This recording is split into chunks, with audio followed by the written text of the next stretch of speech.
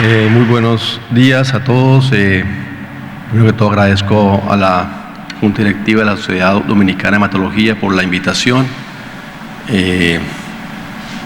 Tenía muchas ganas de salir, por eso preferí presencial después de año y medio de estar recluido en Bogotá. Y es para mí un honor estar aquí con ustedes.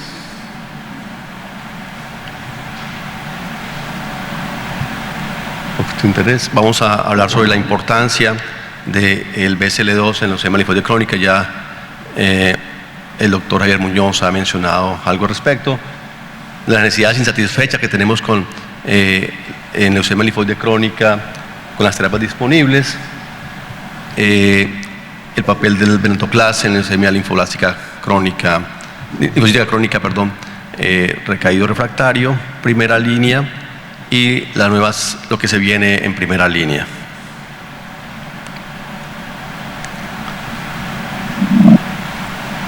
Todas nuestras células están siempre en riesgo, y digamos que la inercia natural de la vida es morir, y las células no son exentas de ello y deben estar en un balance entre la vida y la muerte. La apoptosis, que fue descrita desde el siglo XIX, pero realmente vuelta a reconocer y estudiar a finales del siglo pasado, nos muestra que tenemos dos vías de activación, una vía extrínseca y una vía intrínseca, que conduce finalmente a la activación de las caspasas, y en el caso de la vía intrínseca, las proteínas BCL2 parecidas, el BAC y el BAX, pues son importantes en la permeabilización de la membrana, y son activadas por proteínas proapoptóticas e inactivadas por proteínas antiapoptóticas. Entonces es un juego de roles para permitir que una célula esté viviendo o finalmente fallezca. O sea, la apoptosis es algo normal. Sabemos que siempre las células, en la evolución del linfocito, la gran mayoría de las células van a morir. El sueño de un linfoblasto es volver a ser ya sea un linfocito o un plasmocito o una célula de memoria. Sabemos que en ese trayecto la gran mayoría van a fallecer gracias a estos mecanismos de muerte celular. De manera normal, cuando tenemos estrés celular, se van a expresar moléculas que tengan BH3 únicamente. Entonces no tienen ni BH1, ni BH2, ni BH4, únicamente tienen BH3, por eso se llaman así, y esas BH3 van a inhibir esta BCL2, de tal manera que este BCL2 va a dejar de inhibir a BAX y BAC para que ellos lleven a cabo la disrupción de la membrana, se active la caspasa y haya muerte celular. En las células, en el cáncer linfoide, vemos que por muchos mecanismos, en este caso una hiperexpresión de BCL2, como vemos que caracteriza a la leucemia linfoide crónica y al linfoma folicular, pues esta expresión de BH3 va a ser insuficiente para impedir que el BCL2 inhiba la muerte celular. Entonces va a llevar a una supervivencia de las células. Pero además, si ese paciente tiene mutado el P53, pues se va a ver grandemente reducida la expresión de estos BH3, y entonces pues el BCL2 va a seguir inhibiendo la apoptosis y la célula maligna va a seguir viviendo. Si además hay una reducción de la expresión de BAX y BAC, pues obviamente la muerte celular va a ser disminuida y la célula va a seguir viviendo. Bajo esos tres mecanismos, la célula pues va a permanecer en vida. Aquí para recordarles, pues, para recordarles que los BH3 se llaman BH3 porque solamente tienen este dominio, que son estos y estos, mientras que los BCL2 tienen 4 dominios, BH1, BH2, BH3, BH4, y las ejecutoras pues carecen básicamente del dominio 4. Entonces esas son las que van a ejercer, a hacer finalmente la permeabilización de la membrana para que salga citocromo C y active la caspasa. Una manera más didáctica es que tenemos unos daños celulares que van a generar que se sinteticen estos sensibilizadores de BH3, que son estos, y activadores de H3, que van a inhibir los inhibidores de la apoptosis BSL2, y estos van a su vez a inhibir estos activadores y directamente inhibir a los ejecutores, que son BAX y BAC. De esa manera se va a llevar a cabo la polimerización de estas BAX y BAC para que salga esos poros, por esos poros, citocromo C y conlleve a la muerte celular. Entonces esto es importante tenerlo claro porque en las malignidades linfoides pues vamos a tener una disrupción del P53 adicional, como vimos ahorita en las charlas anteriores, que va a hacer que haya una activación reducida de proteínas proapoptóticas como PUMA y NOXA.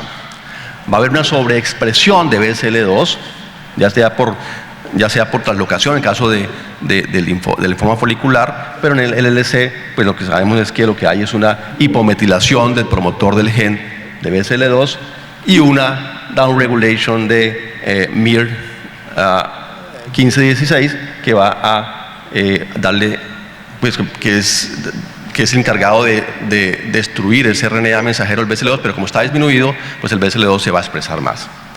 Sobre la expresión de MSL1, especialmente el LLC con IgE no mutado, eso hace que el IgE mutado tenga un peor pronóstico, y la regulación hacia abajo de VAX y VAC. Entonces, el conocimiento de este mecanismo de muerte celular, pues llevó al desarrollo de moléculas para inhibirlos. Entonces, vemos aquí cómo cada uno de estos BH3 inhibe BSL2 de manera diferencial. El BIM los inhibe todos, el BAT solo inhibe BSL2, BSLXL y BSLW, y el NOXA solamente inhibe MSL1 y A1. Igualmente, los miméticos, pues el primero desarrollado fue uno que inhibía a todos, que fue muy tóxico. Después el Navitoclax, que inhibe BSL2, BSXL y BSLW, con muchos efectos adversos, sobre todo trombocitopenia, y por lo cual fue retirado, aunque se está volviendo a estudiar en dosis reducidas. Y nuestro Venetoclax, que inhibe únicamente BSL2. Entonces vemos cómo el Navitoclax tiene una especial sensibilidad para inhibir el BSXL, que es importante para la sobrevida de las plaquetas, y por tanto pues no fue muy útil desde el punto de vista clínico por toxicidad hematológica y plaquetaria. Y con el ABT sabemos que el desarrollo clínico de esta molécula tuvo un detenimiento, una detención debido a la toxicidad, a la gran eficacia. Tengo un tío que dice que todo en exceso es malo, pero no es tan cierto, pues el exceso de eficacia llevaba a lisis tumoral y hubo muertes que llegaron a parar los estudios clínicos con Venetoclax. Por lo cual consideramos de suma importancia la evaluación del riesgo de lisis tumoral en todos nuestros pacientes que van a iniciar terapia con anti-BSL2. Pues básicamente el Venetoclax lo que nos va a hacer es hacer que VAC se activen y se active la apoptosis mediada por citocromo C. Pero es necesario tener inhibidores de BSL2 cuando tenemos nuestros inhibidores de BTK, cuando estamos en una era de inmunoterapia. ¿Ayuda para algo? Es la pregunta que tenemos. Entonces vemos cómo con la quimioterapia convencional la supervivencia entre inmunoquimioterapia y clorambuzilo más rituximab pues no es realmente muchas. La hay, obviamente que la hay, a favor de ibrutinib o clorambuzilo comparado con clorambuzilo rituximab, pero siguen cayendo la supervivencia a 5 años de 66% contra 57%, es decir, tenemos toda otra brecha por mejorar en supervivencia de pacientes que reciben inmunoquimioterapia. Igualmente, en los pacientes que reciben ibrutinib, tenemos brechas por cerrar. Miremos aquí en la Progression-Free Survival, con ibrutinib al cabo de 5 años, en este estudio en pacientes jóvenes, el ECOG, vemos cómo alrededor del 30% de los pacientes van a progresar en 5 años. Luego, estos pacientes en terapia continua, vienen tomando ibrutinib todo el tiempo, vemos cómo este porcentaje, esta brecha para cerrar existe en los inhibidores de BTK. Igual, en el Alliance, pacientes de mayor edad, y en el Illuminate, pacientes un poco más frágiles, vemos cómo tenemos brechas por cerrar.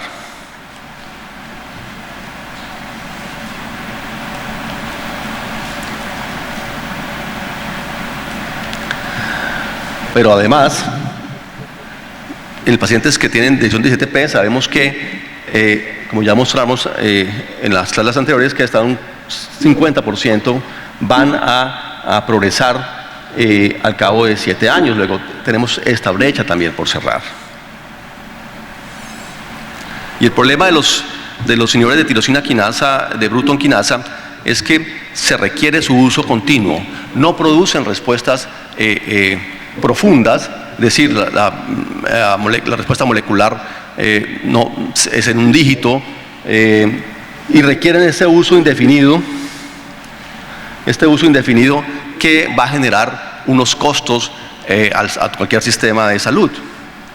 Y la toxicidad a largo plazo, vemos como hasta un 30% de los pacientes que llevan ibrutinib van a hacerse hipertensos relacionados con el uso de la medicación. Por lo tanto, ese uso continuo pues es no deseado. Es por eso que algunos creemos que el venetoclax pues va a ofrecer terapias de duración limitada, y les quiero presentar en pacientes recaídos refractarios la experiencia del estudio Murano, que básicamente eran pacientes recaídos refractarios que hubieran tenido respuesta a la terapia anterior, se aleatorizaban a recibir ya sea bendamustine y rituximab por 6 ciclos, que es lo que usábamos antes, y el otro grupo aleatoriamente recibiría venetoclax más rituximab por 6 ciclos, con la dosis ascendente de venetoclax para prevención de lisis tumoral. Y es que eso es trascendental porque ningún paciente murió por esta ramp-up, y la lisis tumoral clínica no se vio en ningún paciente, y la bioquímica se vio en muy pocos pacientes.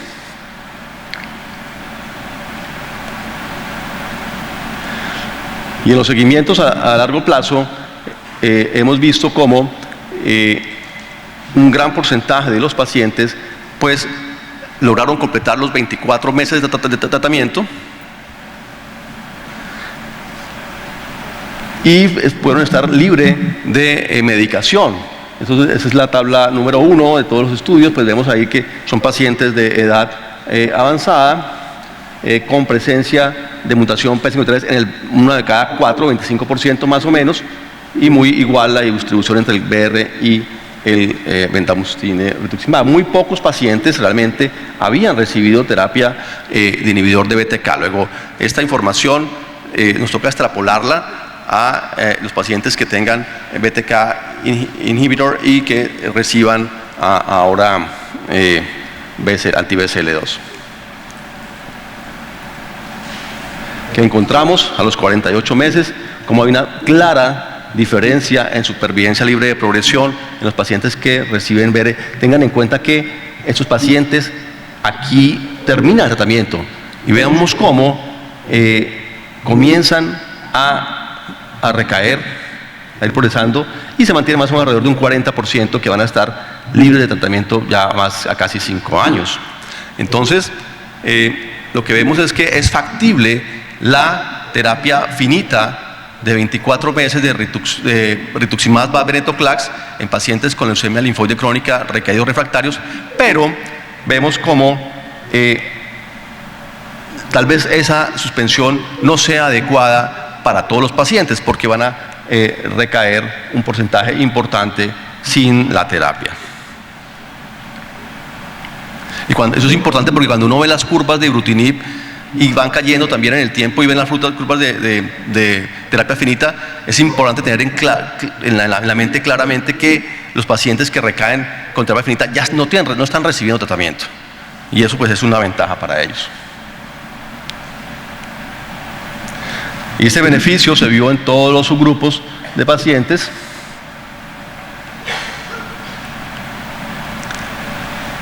Y a 4 años la supervivencia se vio afectada, es decir, ya está impactando supervivencia estas terapias novedosas comparados con BR, más o menos una diferencia casi de 20% de supervivencia, lo cual es importante.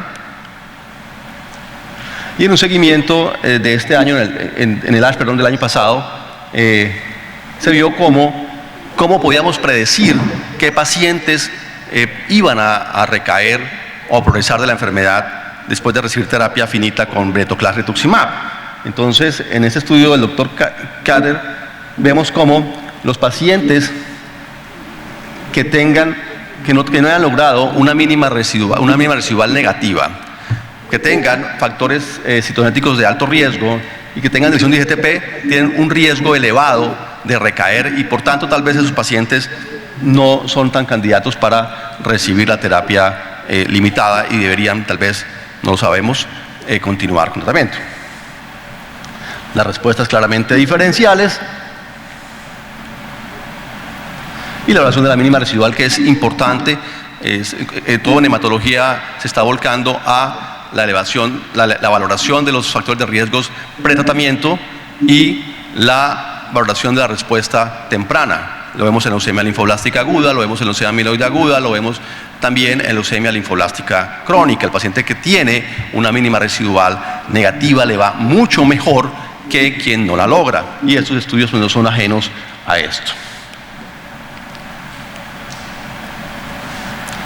Aquí vemos cómo los que tengan una enfermedad mínima residual negativa, la posibilidad de que recaigan es muy baja comparado con los que tienen una mínima residual positiva baja o totalmente positiva, en los cuales la gran mayoría van a recaer. Y tal vez estos pacientes no debería suspenderse la terapia o tratar de llevarlos de alguna otra manera a una mínima residual negativa. Los NOS1 también tienen un factor de riesgo. Para la mutación de NOS1 pues genera riesgo de que el paciente también vaya a recaer. Entonces, lo que vemos es que los pacientes que recibieron BR tienen una terapia limitada, es factible en pacientes con leucemia linfoide crónica resistentes recaídos refractarios, que hay superioridad en la supervivencia global, que hay superioridad en la progression free survival, y la PFS estimada a 24 meses sin tratamiento es de alrededor de 2 de cada 3 van a estar sin tratamiento luego de haber suspendido la terapia. Y la importancia obviamente de la medición de la mínima residual, no sé si en Dominicana lo están haciendo periódicamente, en nuestra institución casi que a todos los pacientes les estamos midiendo mínima residual en diferentes enfermedades hematológicas.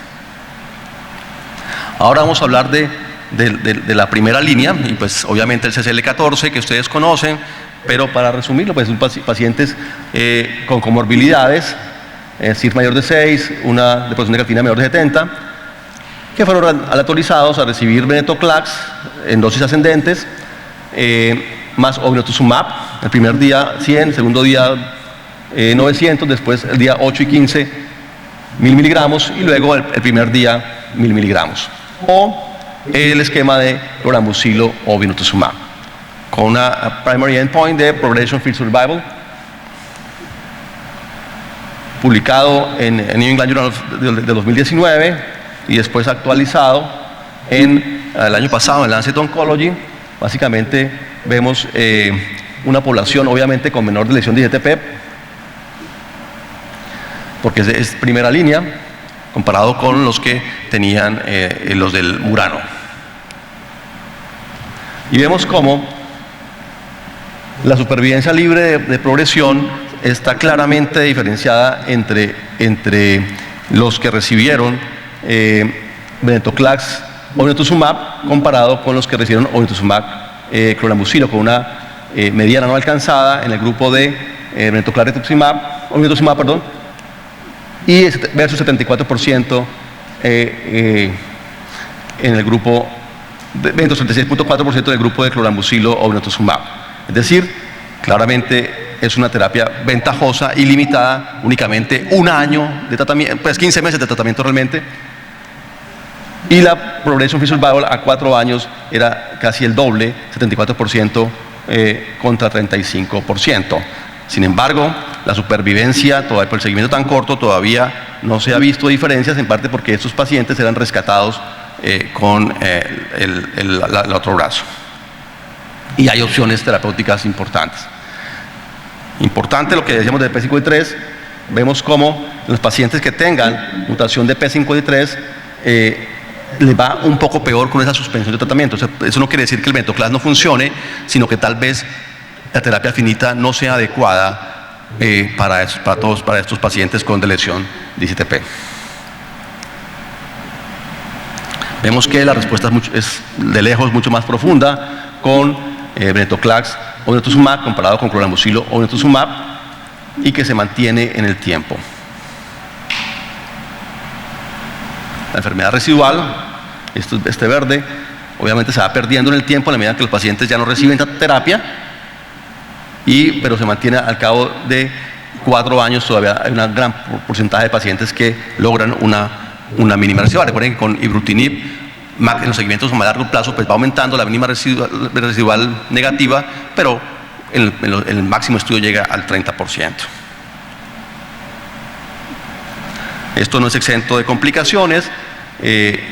La terapia con obinutuzumab, el riesgo principal que había era el lisis tumoral, pero ya eso lo hemos aprendido a manejar con la adecuada estratificación del paciente y toma de las medidas de prevención del lisis tumoral y el ramp-up, que es absolutamente necesario. Pero además de eso, vemos como las infecciones, si bien es cierto la neutropenia es mayor en el grupo de venetoclax o obinutuzumab, las infecciones son muy similares en los dos grupos. Y lo que sí se recalca es que hay probablemente un mayor aumento de neoplasias en el grupo que recibe venetoclax, un 6% contra un 1% en el otro grupo, lo cual es preocupante y no deja de ser recomendación seguir evaluando a los pacientes por el riesgo de segundas neoplasias. En conclusión, la terapia finita con venetoclax o obinutuzumab ofrece una buena tasa de supervivencia libre de progresión. Los pacientes con deleción de ITP tienen un peor resultado. La enfermedad residual medible es un factor pronóstico importante que tenemos que tener en cuenta, y se debe evaluar las segundas neoplasias. ¿Qué se viene para el futuro? Pues sería la combinación de las dos vías, el frenar ambas vías. Entonces, el MD Anderson comenzaron estos estudios del uso combinado de ibrutinib más venetoclax con estos resultados, logrando una enfermedad no detectable del 66% a los 24 meses, cuando con tratamientos que duraban, este tratamiento duraba 24 meses. Y vemos aquí cómo estas curvas de supervivencia libre de progresión en el grupo, pues obviamente de buen pronóstico, que son los mutados, mucho mejor, pero pues tampoco les iba tan mal al otro grupo. Pues sabemos que estamos mezclando dos medicamentos, ibrutinib y venetoclax.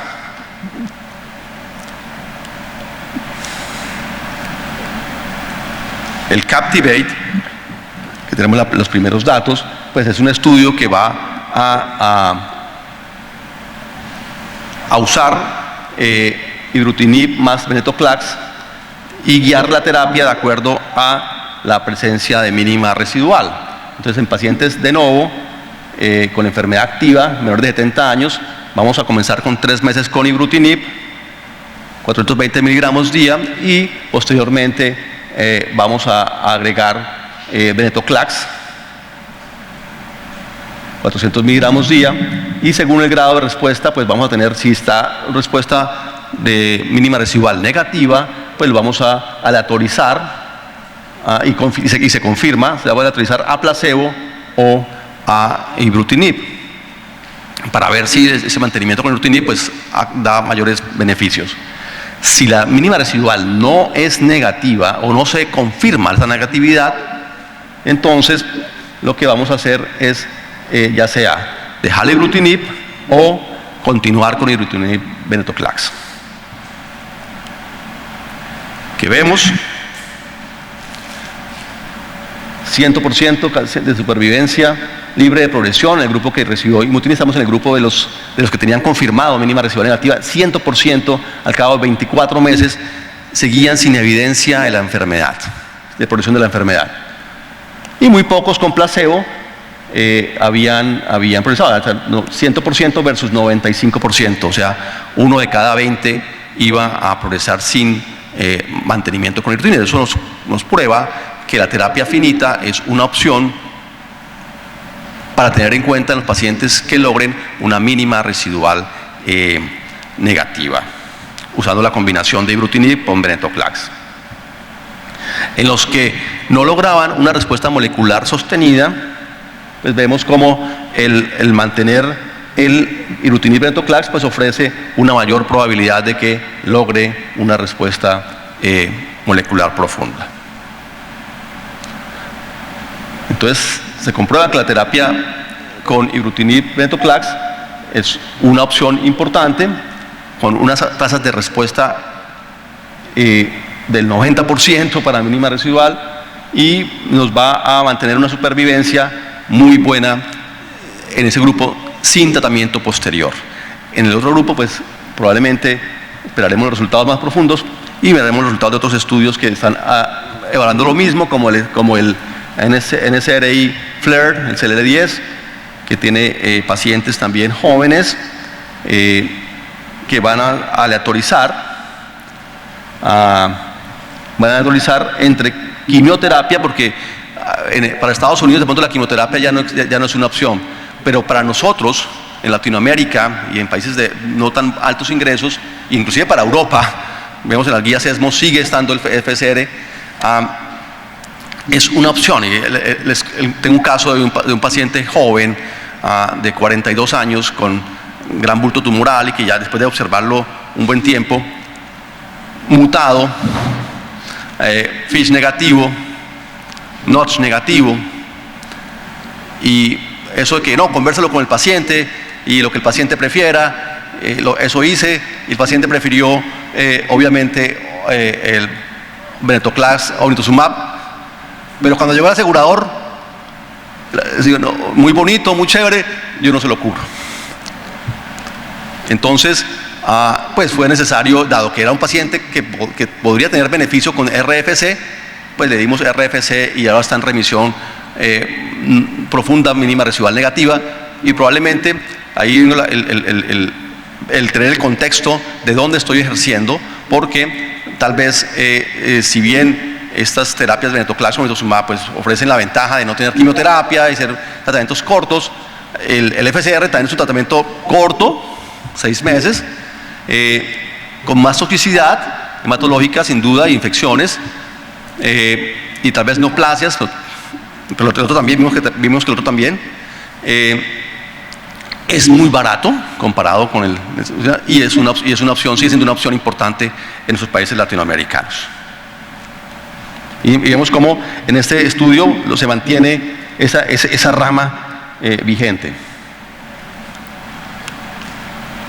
Y más estudios mezclando ya las 3 opciones: inhibidor de BCR, inhibidor de BCL2 y inmunoterapia con anti-CD20.